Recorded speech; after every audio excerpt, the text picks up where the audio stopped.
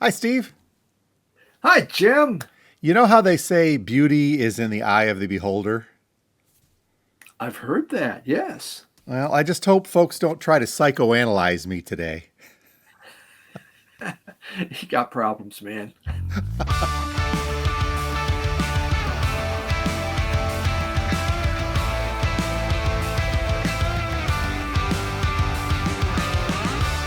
And welcome once again to Two Guys Talking About Records, a vinyl community podcast where each and every week we two guys get together. You're never going to believe this. We talk about records. I talk about truth in advertising. My name is Jim, and I own a record store. And I am Steve, and I am a record collector.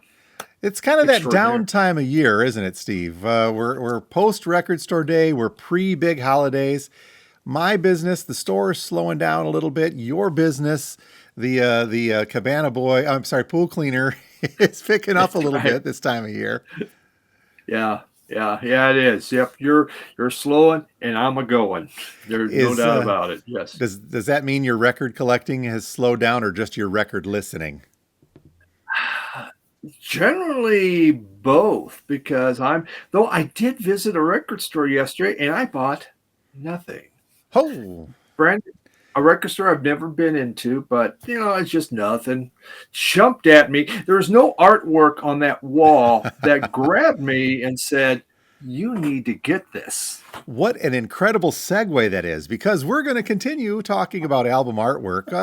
Well, I say continue. Last week we did that cover variations, but that kind of morphed into a discussion between you and I about what are some of our favorite album covers and what do they do to us as a collector. And I know we've Yeah. talked before, but a good cover, a good album cover could be enough to swing you into a group that you may not be familiar with. Yeah, I've been known to do a lot of blind buys, as you well know, Yeah. shopping your store. Well, what's that? Oh, that's a cool album cover. I'll just buy it. There you have it. Do we want to work on percentages of how often that works, that the music follows up with something that you enjoy as much as the artwork, or do we not want to go there? Might not want to go there, but I will say for the most part, I'm pleased at what I find. And nowadays too, this may be making us we're outing ourselves as old fart fuddy duddies here. But in the age of the internet, it's a lot easier to see a cool album cover and with one click hear a sound sample of that. Whereas before you're looking at it in a record store going, I think I've heard of these guys, but what does this sound like?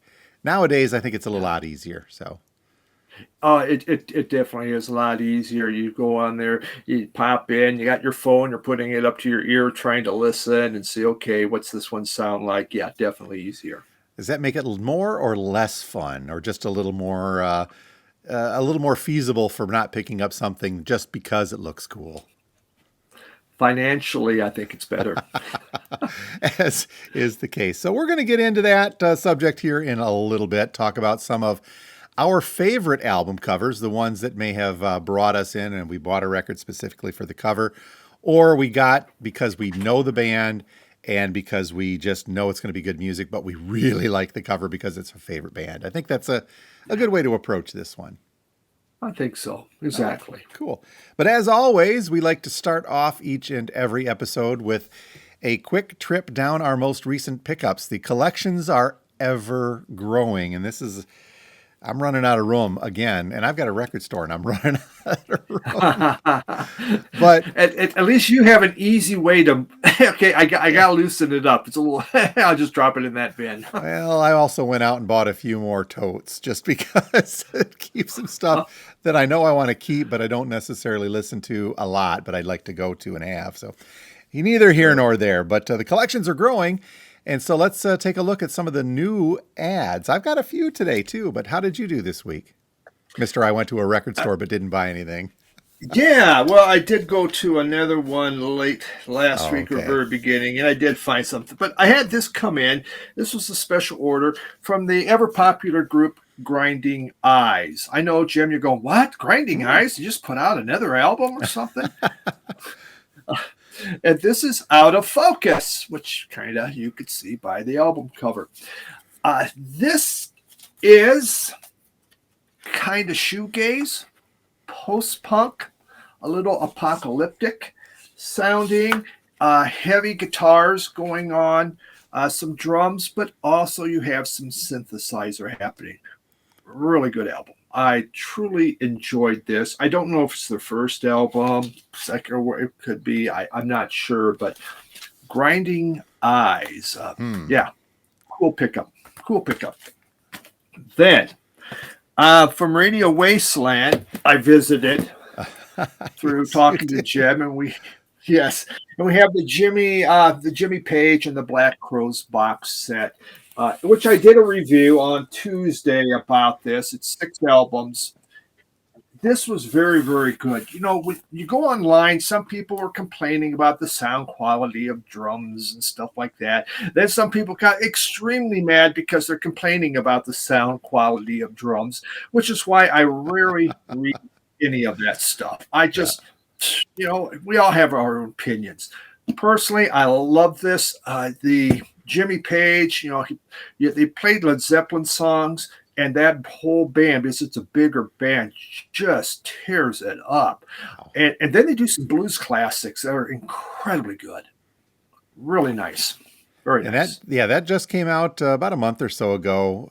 It was delayed. I think it was early. It was supposed to be earlier in the year because they did release kind of an abridged 2 LP version of that on colored vinyl. Yeah. And I had a few folks ordering the big box set. You'd asked to get one as well, and everything I've heard, they're happy that they went with the big box set. Yeah, it's a little pricier, but for 6 records, it wasn't that bad. No, it wasn't. My problem is I have no more room for box sets. Oh no. I'm not even sure where that's going. I mean, my box sets they go across the top of my cabinets, and it's full. So we'll see. We'll work on that one. Something has to go. Yeah. Then I get went rid to of a that. records. I said, What's get rid of that? that. Get rid of that Aha box set. I just may do that. Actually, in my Starship box set. Yeah. Ooh. Okay. I did go to this other record store. It's a guy that's closer to work. And I like his store. I usually find some stuff. He hasn't been able to get into record store day. He goes, every year I apply. I don't know what I'm doing wrong, but whatever. They won't give him the secret handshake and the decoder ring to become a member of this. So, but at last year, some of these record labels, they have kind of these blowout on albums that you can buy. And he bought tons of them. And then he put them out at low prices. So that was his record store day, and he sold quite a bit. Well, I went in there, and there was still some stuff left. I picked up Madonna's Ray of Light. That's 2 album set, only $34. This is my favorite Madonna album by far, and it has Madonna before Botox. So I think which is really because she's really creepy right now. Wow. I'm not sure it's I don't know. Botox. It may be other. Yeah, maybe some other stuff. Wowzers. But this absolutely love this Madonna album. It is my album of choice. Stone Temple Pilots, 2-record box set. I think I got this for $29. And greatest hits. That's all I need from Stone Temple Pilots. I don't need the catalog whatsoever. Give me the hits. I'm happy to go. There was The Prodigy and Jilted Generation. This came out right before Fat of the Land, which has Firestarter. I saw a fantastic electronic music. I'm a big fan of The Prodigy. And I'm missing now. Where did it go? Oh, well, there's one of these that's kind of missing. I also picked up Otis Redding, $19. And it was greatest hits of Otis Redding. Okay. Which was wonderful. So those, really good prices. He still had a number of them left, but he said he sold a lot. So that was my pickups. But I did go to a record store. I did not buy anything. I filmed it, as I've never been in that record store before. Maybe go back someday and I'll find something. But well, to I your think point, that I don't have time. Most record stores will have some sort of security system set up, but there's also facial recognition to say that's Steve Carlson of the vinyl community. And when you leave without buying something, that sets off the security alarm. Yeah, it probably does. Huge disappointment. We were hoping to Oh, sell one of them $100 albums. you Dang want it. to be on his radar, man. All right. Yep, yep. This was a store when I was at the record show, though. He gave me a flyer and asked me to come visit his Okay. store. Well, So I got there. He didn't remember me though. At the time, he did. So who knows? well, cool. Well, I had a decent week also, and I'm a little embarrassed to start this one off because this is a follow up to last week's multiple copies thereof Hmm. discussion. Because, of course, right after that, I've had a really busy week at the store here. I mean, yesterday alone, I had three decent batches, 30, 40, 50 records come in, three different ones. And then, Wow. the week before, it's just been, I think it's spring cleaning time for a lot of people and they're trying to Sure. trade. But we had some stuff come in and I had to chuckle because I was able to upgrade one of my Led Zeppelin in through the outdoors, complete with the bag. Now, here's where it's going to make me sound like a real OCD, which I am not. I am not an OCD person. But this was an upgrade of my B cover, my In Through the Outdoor B cover. The vinyl is Okay. much nicer. The cover was a little nicer. But more importantly, this is a this is a Presswell pressing. Or I'm sorry, I had a Presswell. This is a specialty pressing, the SP pressing. And all of my other In Through the Outdoors are SPs.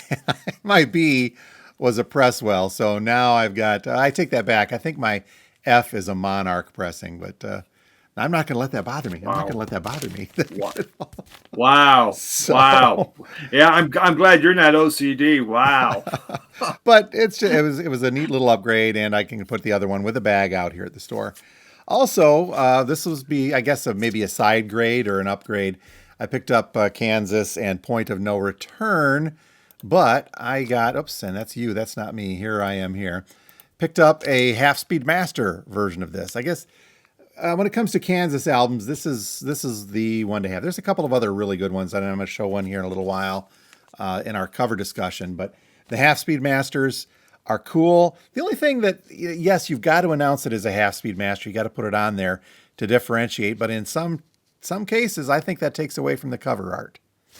Sometimes, Agreed. but it's a Yeah. superior sounding, and I know we don't listen to covers, so I'm cool that I was able to upgrade that to a nice Half Speed Master. All right, here's the tricky one. This is from this is another copy of Animals. So Yeah.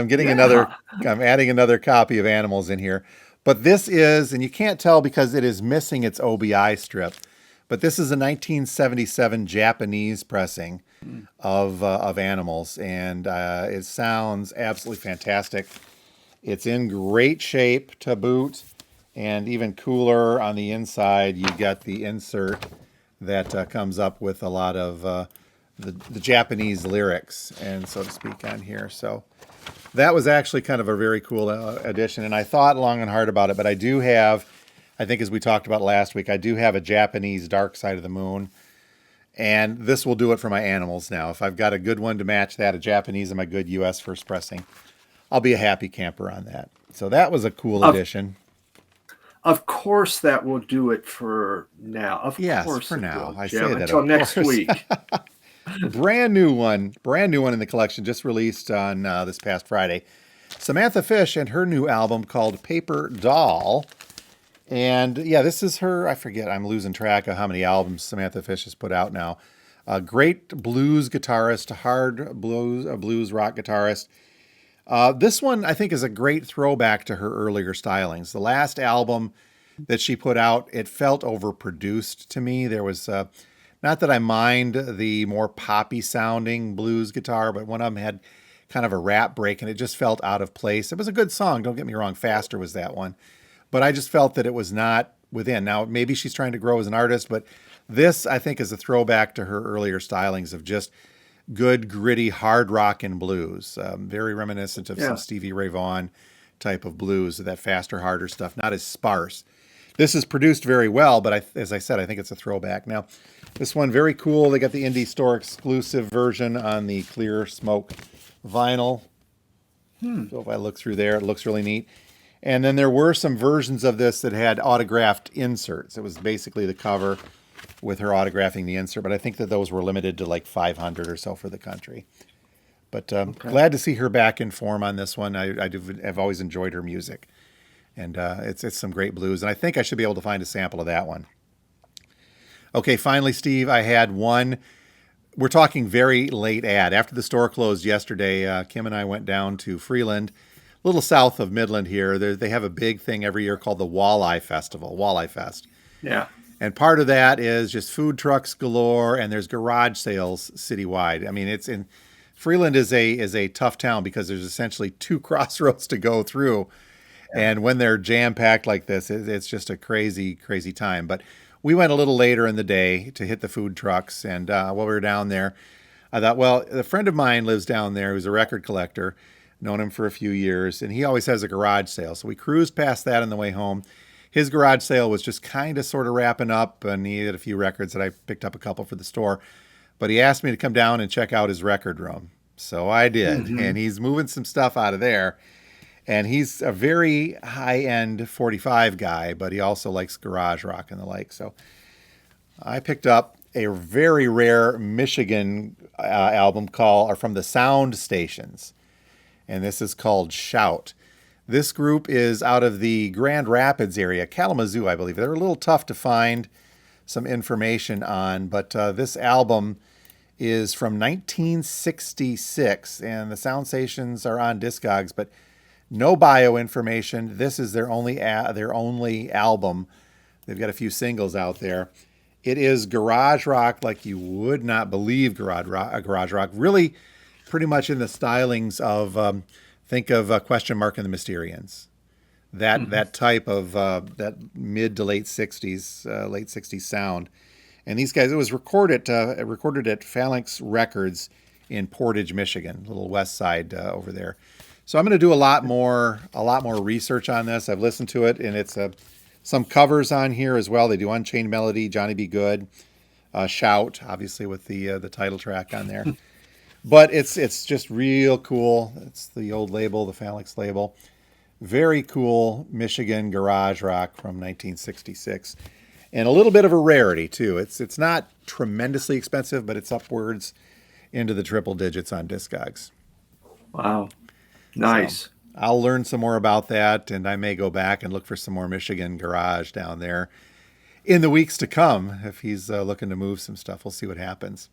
So as we do each and every week, we'll put together a Spotify playlist of the music that we talk about, both in our pickups and in the bigger discussion here. I have a feeling, though, Steve, I'm going to have trouble finding this. Yeah. Maybe. We'll see what happens. But you can find a link to that Spotify playlist in the description below on both the YouTube episode as well as the Spotify episode. If you're listening elsewhere, just kind of find your way back to that or look for our Facebook page, and we'll have those things up there. I think you did okay this week. I should be able to find yours, I hope. Yeah. Yes. You should be. That first one, it's out there. Yes. Very cool.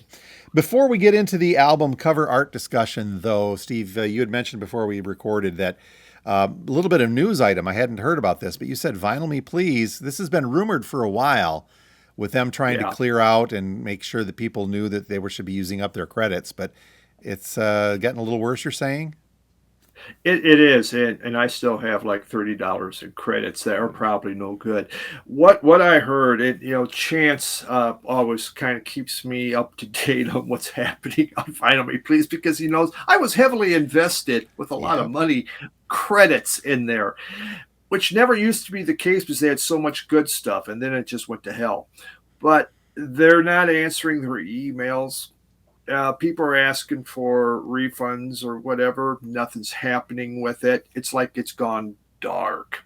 Oh no! And the past few months, their records of the month they've been putting in 2 records, but they're older records they already have. But so your record of the month, you want to get 2 of these albums instead of 1 for the same price, but ones that have already been pressed. You can see they're trying to clear out inventory, which is a warning sign, right? Yep.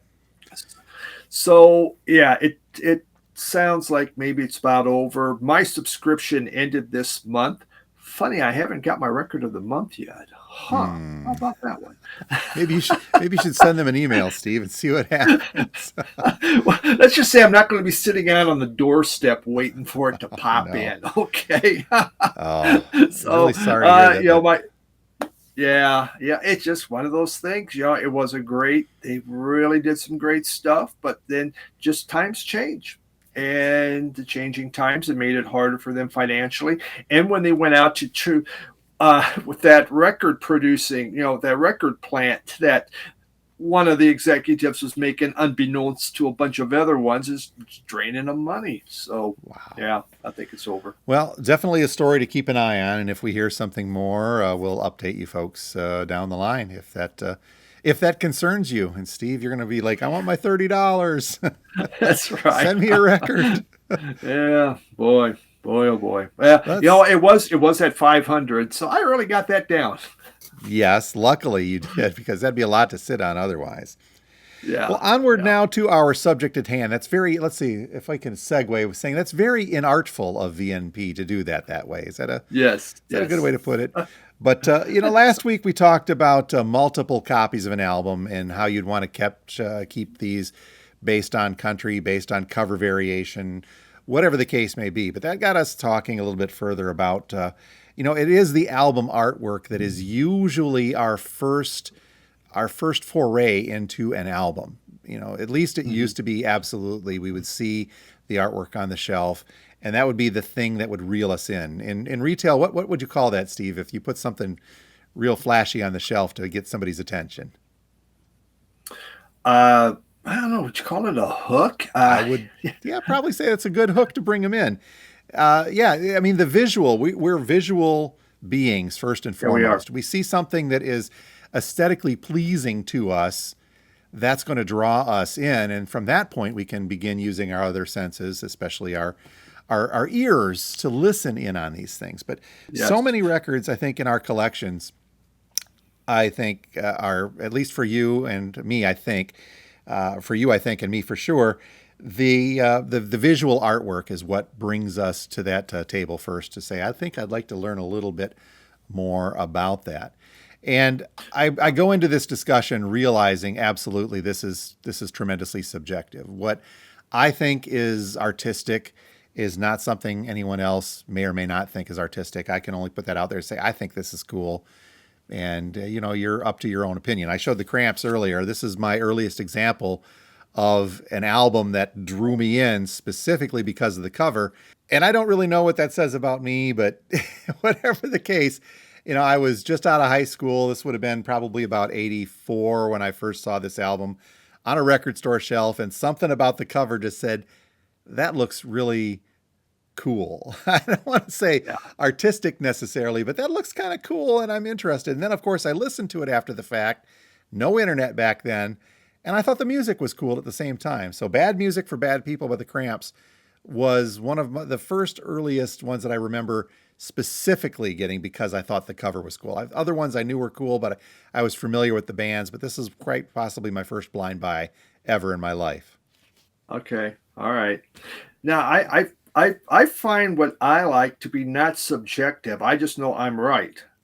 And if you don't like it, you're wrong. It's simple as that. So, So, what uh, uh, what are some of the ones that drew you in first and foremost? I think we're going to kind of cover this from the avenue of both. These are our favorites and ones that have drawn us in at the same time. Now, yeah. let me get this out front for our listeners because I think that I tend to be a little Floyd and or Rush centric when it comes to my favorites. And yes, I've got a couple Floyd and Rush. We'll cruise past those very quickly, just in passing. But I tried to get a little bit more into I like these other albums because of their artwork, or Mhm. they drew me in specifically. But the music is great, but the artwork enhances it for me. I think that's what I'm trying to say here. Sure. And what I remember in college, I picked this up. I walked into the record store and I saw this on the wall, The Pretenders. And I thought, those guys look interesting. They look cool. They got the leather jackets on. Chrissy Hine just looking tough. Honeyman Scott just looking there. It's like, you know what? I don't want to even be here. I thought, what kind of interesting music could this be? And I grabbed it. I said, I have to find out, not having any clue. And then later on, Brass and Pocket hit. I go, wow, I had that. But yeah, it's just, I saw it on the wall and thought, I need to see what this is all about. That's It's very just cool. nicely done. White background, just the Pretenders. I think artistically it looks great. You know, the odd thing that I think is going to become apparent as we go through these today is that most of the ones that I picked do not depict the band on them. I picked just artful covers for that. Now, that doesn't mean I don't like covers that show the band. Some of them get very Mm-hmm. interesting. Some of them are tremendously hokey, by the way, as we go through the 70s and 80s, especially. But for this exercise today, I kind of went with artwork alone. I've got a couple more from that Cramps era after I got to college in the mid 80s that may have been slightly familiar with them, but still the covers drew me in. Several from the Dead Milkmen, but Big Lizard in my backyard kind of that pulls me through on this one every time. I think it's just a fun cover.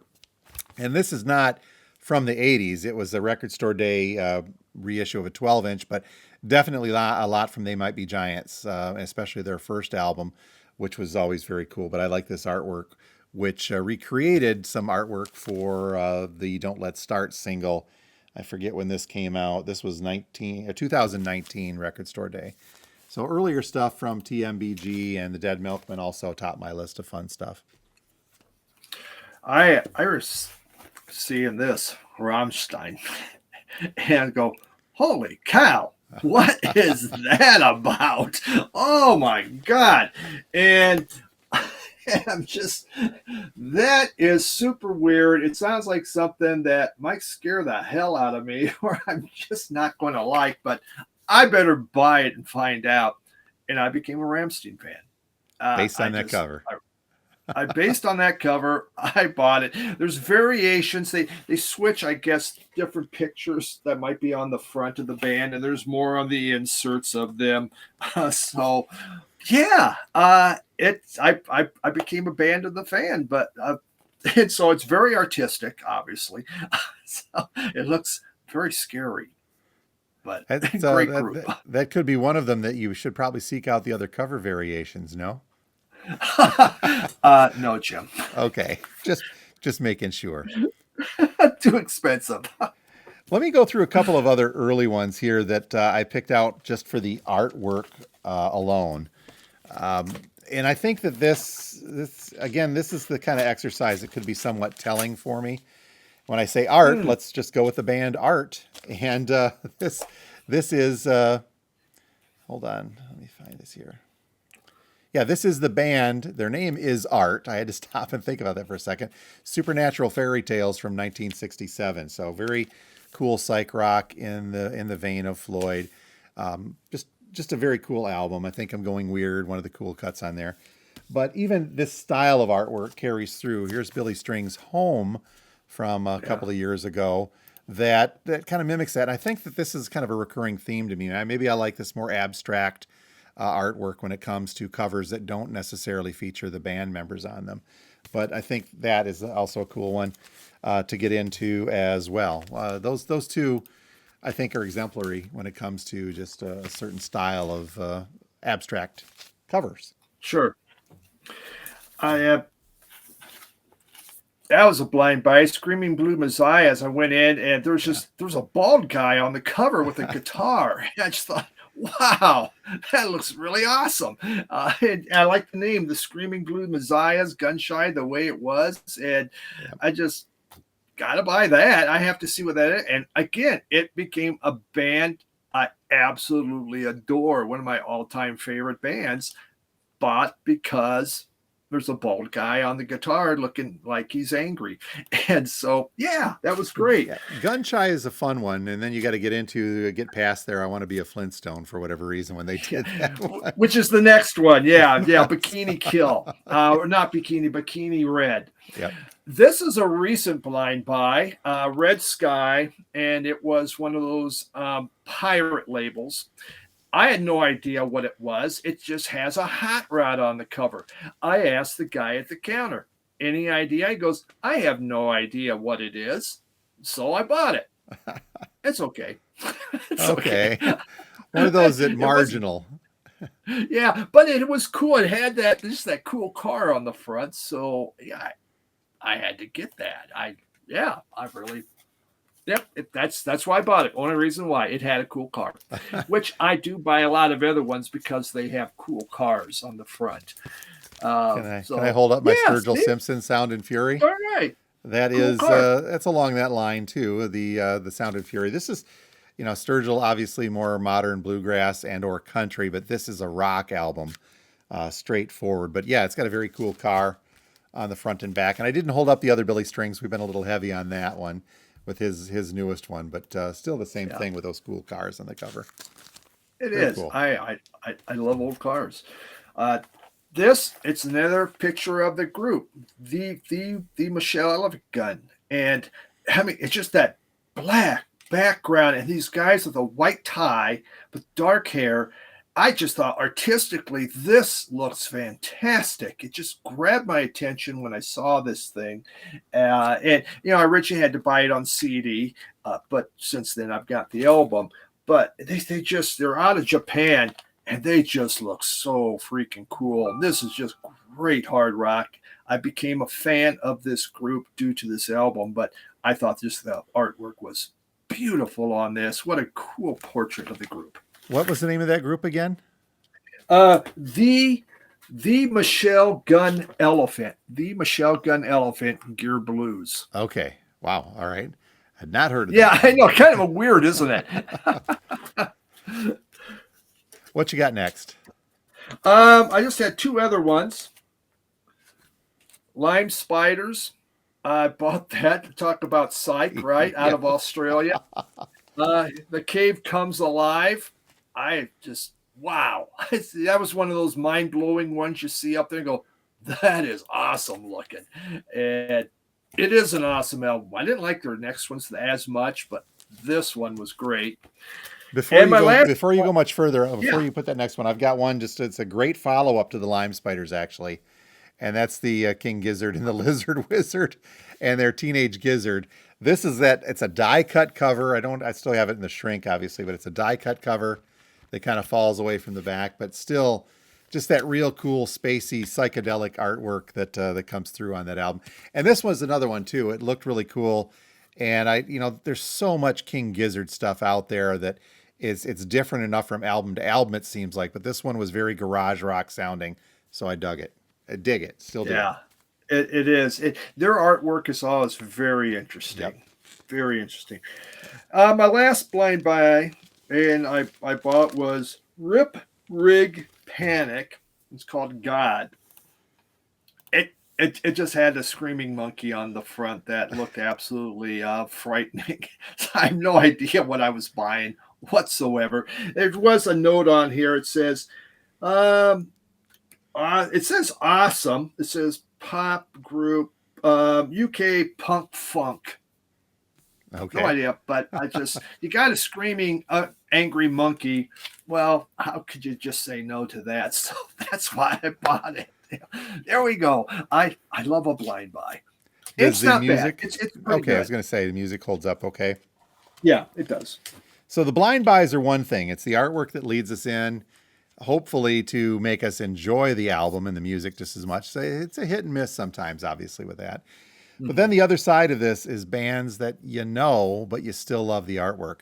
I'm going to go ahead and Yeah, get my Floyd and Rush out of the way. I said we were going to really hold back, but I just want to put a couple out there, and I'm going to avoid the biggies, obviously, like Dark Side and Wall. But the cover of their compilation Relics has always been kind of a little bit of a fascination just because of the way the cover was. And you can't even tell for sure, Steve, but I have got little metal art pieces of artwork of this cover behind me. If I can show that here, those are real cast iron bottle opener type things. But Relics was always a cool one. There's a different cover to Relics also. There's a few different covers floating around out there. The other hmm, two from Floyd are boots, and the bootleg covers can be one of two things in my mind: either tremendously imaginative and cool, or overly hokey and like, what are you doing? Or just non-existent at all, just a plain cover. This one I'm trying to remember. It's essentially, this looks like it's a Dark Side concert, and I'm trying to remember when, but it's called Pink Floyd in celebration of the comet, the coming of Cahotek, and it is a bunch of it's a bunch of Dark Side stuff. And then this one, we're getting actually very timely with this one. This is my bootleg copy of Pompeii, the original motion picture soundtrack, bootleg to Pompeii. And I say timely because as of the recording of this next week, the label now, or whoever owns the rights to all the Pink Floyd stuff, is officially releasing the Pompeii music, the soundtrack from that tremendously legendary concert. But I've had this for quite a few years, and the cover to this particular Pompeii boot, and there's all sorts of different ones out there, has just been very intriguing to me. It's got a lot of older artwork on the back, Masters artwork and the like, and I'm not sure what that front one is from, but it's a tiling that looks very, very cool. But those, and then I just got to, let me toss the Rush one, because most of the Rush covers designed by Hugh Syme, Of course. for me, are always cool. This one is obviously up there in my favorites with Permanent Waves. And we'll leave it at that. There, All right. I got the Rush mention in this week. Okay, you did. Well done. Well done, Jim. Marvin Gaye's I Want You. I that is just a think cool that one, is yeah. just this is such a cool. I just remember staring at this, looking at that picture. I got it in from Columbia Record Club, pictures from Ernie Barnes, and it's such a fun party scene happening. So many different things. I like covers like that where you see different things, and you just, oh wow, I never saw that before in there. Of course, that's a famous painting. It was on Good Times, I believe they used that on that old TV show. So yeah, Yep. Wonderful. This was interesting.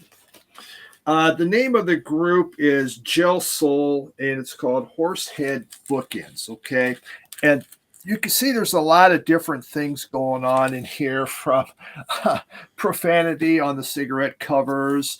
But what made this fun is, get it pulled out, you can change the cover to different pieces of artwork. Oh, cool. So it's a die cut cover. Die cut cover, and then you decide what do you want. And there's all kinds of little fun things in these to look at and see and find. So it's that Where's Waldo kind of experience, seeing something different within there. So this was just neat. Someone had sent me this. I just love it. You can just change it up, and yeah, that's just the cover, but change it as you go. Yeah, Very I've seen a lot of those other types of die cut covers, but usually it's just the inner sleeve that you flip around one side or the other to give you. I think we looked at like the Rolling Stones last week, for example, with Some Girls with the lawsuit cover. That's a neat idea. They call them peepholes, but just a die cut school with me on that. Yeah. What do you got there? Well, I've got some space themed ones. Apparently, this is another type of artwork that gets me intrigued when it comes to albums, and that's kind of like science fiction, fantasy, or even apocalyptic. And I've got a couple ones. We won't get censored too much on this one. Hawkwind. Pretty much any Hawkwind cover, and this one is Space Ritual, and I believe that this is the full fold out cover as well. So you can really enjoy this double LP with that trifold nature of it coming through as you go through. But of course, the very famous cover for Hawkwind. And then I've got another one. I found this artist just probably about 5-6 years ago, and it's Neil Merriweather. Recently passed away, I think, a few years back. But he had a series of about 2 album covers that were real sci-fi nature, that 50s pulp look, if you will, from the old comic, not even comic books, the pulp fiction books, or the old 50 movies. So this is Neil Merriweather's Space Rangers. Both the front and back have got that very retro sci-fi feel and look to it, and it's always thought that was cool.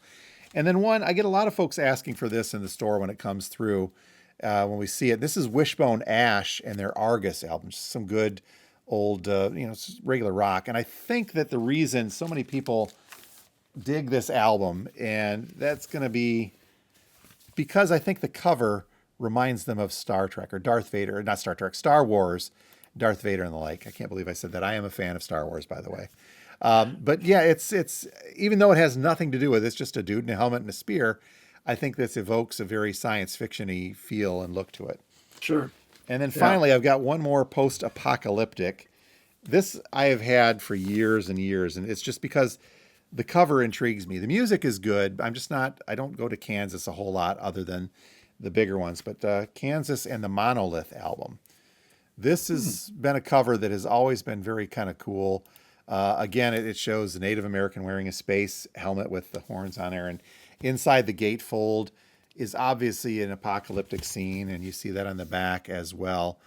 And Monolith's got a couple of great songs on there. It's just not one of the more well-known Kansas albums, but this one in particular, the cover work has always just been very intriguing to me. Yeah, they're neat. We'll go with this one, the Cramps. The Cramps are back. I just love this photo of them. Greg Hawkins is wearing bones, man. He has bones he's wearing. How cool is that? This looks ominous. It looks dark against that black background, and their skin tones is the only thing that's jumping out. I just think this is just one of the coolest portraits. Really like that one. I have this. This is a jazz album from Art Blakey. Talk about just smoking that cigarette, looking kind of cool. It's done with little dots. Portela reminds me a little bit of Chuck Close kind of a picture, or Lichtenstein, I guess would be even a better one with these dots. But he is just there looking gruff and cool. And I just thought that was really neat. What's the title of that one? The title of that one, Art Blakey, has a good point. Indestructible. There we go. Okay. Indestructible. Yeah. This one, I think, is just a classic album cover design. Sergeant Pepper.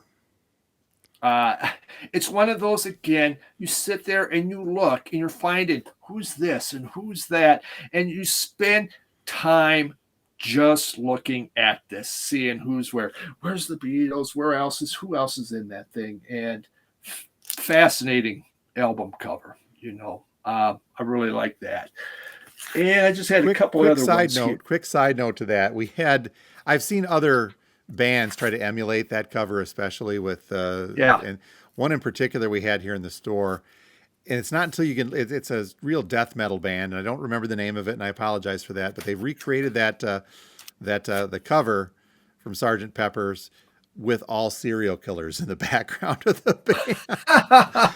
And you look, oh, this is kind of cool. And you look, it's like, that's who? Oh. Oh man. Wow. That would be interesting. I just two more. This is from First Boy on the Moon. It's Cyber Girl. It's just stunning. It captures you. There's no writing, no nothing on there. It's just this cool picture of the beautiful woman as an astronaut. Just stunning artwork to me. And the final one is Morgan, because they have the Scream, and I do like that picture a lot. Cool. Out of Norway. And I just went blank on the artist's name. I got a couple biographies of him, but what a cool picture that didn't sell. As most artists, you got to drop dead before you can sell your pictures. So then they become worth a lot. Yep, or have them use them on album covers. yeah, exactly right on there. So that is just a really cool one. So. Yep. I had a couple more on the whole abstract side of things, but I don't know if that really counts as completely abstract, but more on the metal side of things. Black Sabbath, they've always got some cool covers. I think you had one where you said it was the scariest cover of all time from the first Black Sabbath. But between Never Say Die and Technical Ecstasy, I think that's the later Ozzy, the last couple of Ozzy albums from Sabbath, they had some very interesting and intriguing covers. Just they don't make a lot of sense. And the Judas Priest stuff as well. Screaming for Vengeance. This was a high school memory album for me, but just very bright, very colorful, very mechanical, very metal, very 80s heavy metal, and the look and feel of that one as we go into it. Then I had a Blue couple more Oyster that were Cult just, used to do that too. Oh, I'm what's sorry. that? Blue Oyster Cult used Oh to yeah. put on Yep. some pretty, yeah, a lot of cool covers, Yep. sci-fi related and things Well, that you were you take stuff interesting. like Journey or Boston or any of those that really kind of embrace that whole, well, UFO Mm, type of look or sci-fi, yeah. um, hard rock metal type feel. But I had a couple of others that were just always fun ones for me.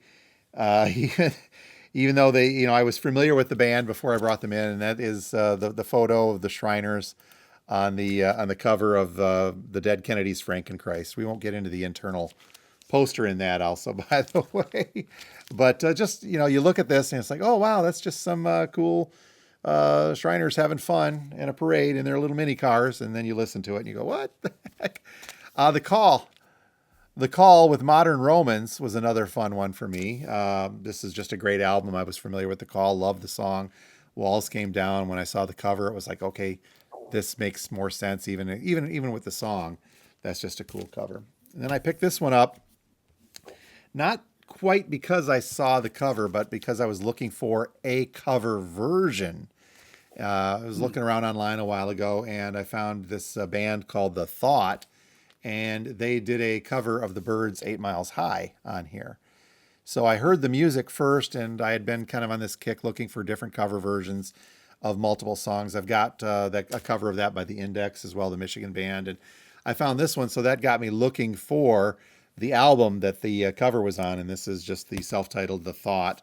And this one, I have to look at my little notes here, the 1985, and this is just kind of, it's very Cure-like, maybe a little Joy Division-y. It's got Yeah. that 80s feel to it with their version. But the rest of the album's very cool also. But the cover, let me show that one more time up close here. I've always thought that that's just been kind of a very neat looking and intriguing looking cover. And I've Yeah. got one more modern one. I think this is actually probably one of the only ones that I've got in my pile here that shows the artist. And this is Beck and Hyperspace. And there's a few different covers of this around. This is a Record Store Day version that I had, and it's just a very reflective, very kind of cool album cover for this. And it came with some inserts. But that one was intriguing. I like Beck and I like his stuff, but the album covers are fun also. This one I Hmm. went and just got that version thereof because I thought it was cool. Sure. Yeah. Well, that's what album covers are about. It's Yep. just that they're fun to look. A really intriguing one. You spend time looking at it. And for those that don't know it, it definitely will bring you in and create interest. It's art. It's art. It is art. Actually, I do have a couple more, Steve. If I can, I'll blow through them really quickly here. This is from the Michigan collection of Speak, my Michigan Rocks compilations. And just because it denotes my home state and it includes up the Upper Peninsula, which a lot of times they don't like to include on that. Yeah. But I've always been kind of just generic rock band on that for this various artist compilation of Michigan Rocks. Forgot this one earlier with the car, but I pulled this one also. Mitch Ryder, along with the band Detroit, and their car on there, the self-titled Detroit album. And kind of a nonsensical one. I think I showed this a while ago. This is from last year, a band out of Saginaw that had been around for a while, reunited. Group is called the Banana Convention, and this is their album, On the Run. And just kind of a cover. You go like, okay, all right, that's cool. I get, Pretty sure, Jim, that would not make me grab that one that off the wouldn't. shelf. Nope. Okay, Nope. Nope. finally, I've got a cover, an extra copy of a comedy album. And this is only because it goes back to my old radio days.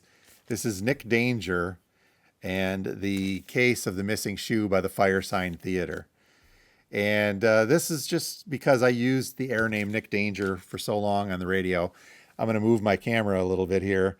You can even kind of see that in the background above Yeah. me. I've got a framed copy of that along with another fire sign framed in the background on there. So that's always been kind of a fun one, but the cover has just been kind of a cool little throwback to my radio days on that one. Very nice. But to your point, that is what makes part of this, the whole hobby of collecting, a little more intriguing. Yes, it's the music. I'll be the first to admit that the music is primarily, first and foremost, why we collect records, right? We listen to them. Yeah.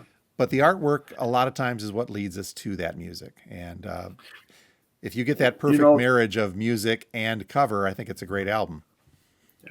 the biggest pushback I had from going to CDs, and I would not jump into CDs for a very long time until I had to, is because of artwork. Yeah. I liked the big album. I wanted the artwork. I did not want some tiny little piece of artwork.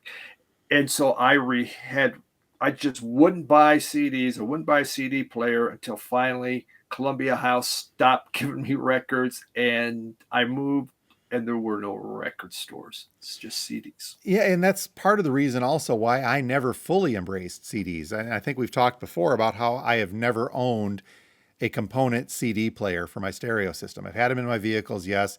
I had a portable one at some time, but I had them in my computers. They had optical drives that would play CDs that I had hooked up to decent speaker systems, but I've never owned a CD player proper. And I've really in my lifetime maybe have owned a dozen, maybe 15 to 20 CDs purchased outright. I mean, but for that very same fact, you take something like a tremendously iconic cover like Dark Side of the Moon, and you compress that down to that little CD size, and then you try to fit liner notes on the inside. It wasn't the same.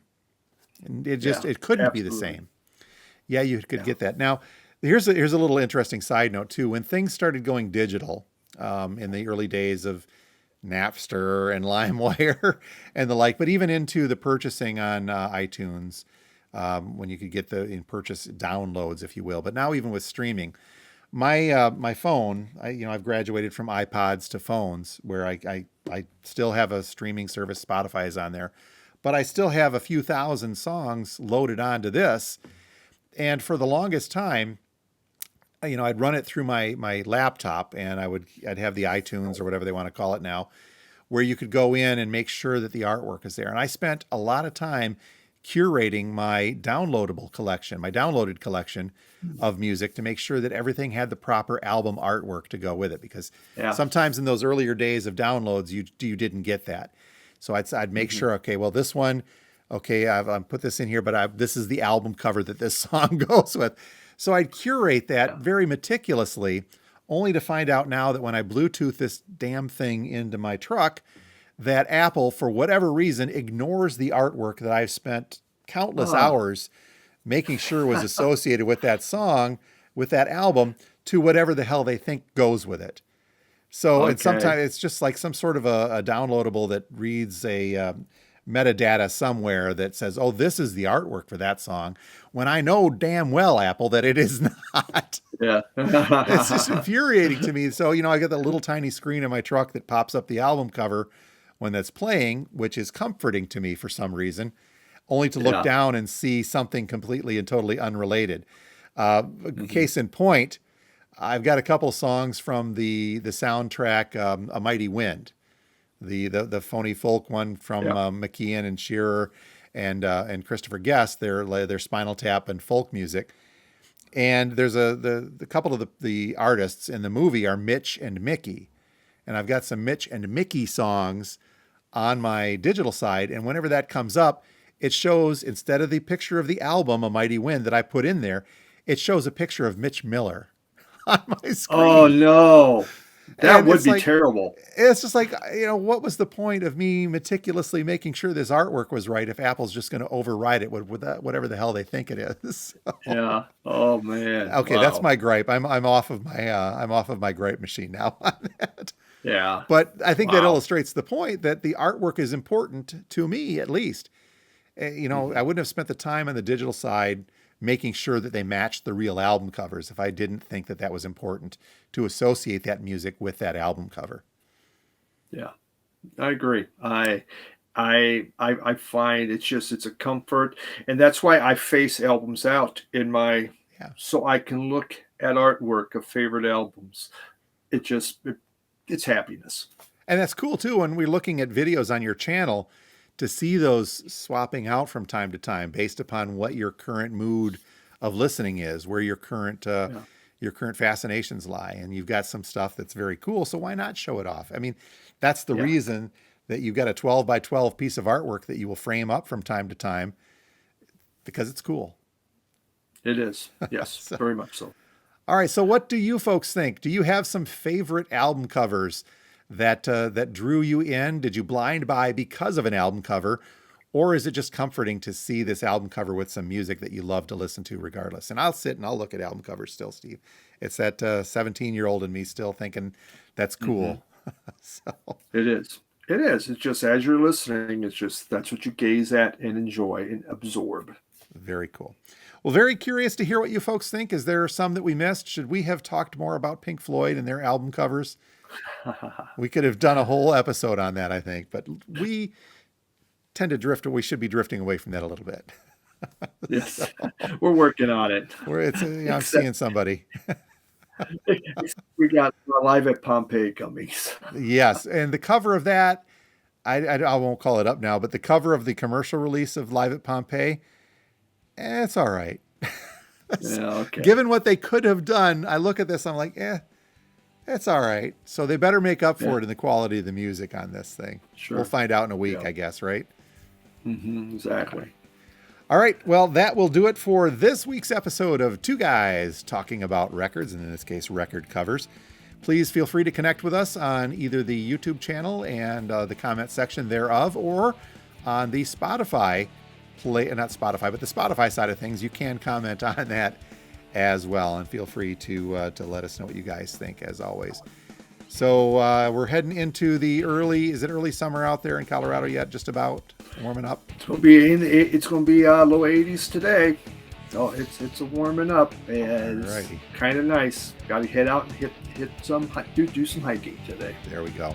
Well, very cool talking to you again, Steve. You folks have a great week, and until next time, my name is Jim, and I own a record store. And I am Steve. I am a record collector. All right, thanks, Steve. You have a great week. Hey, you also, Jim. Bye, everyone.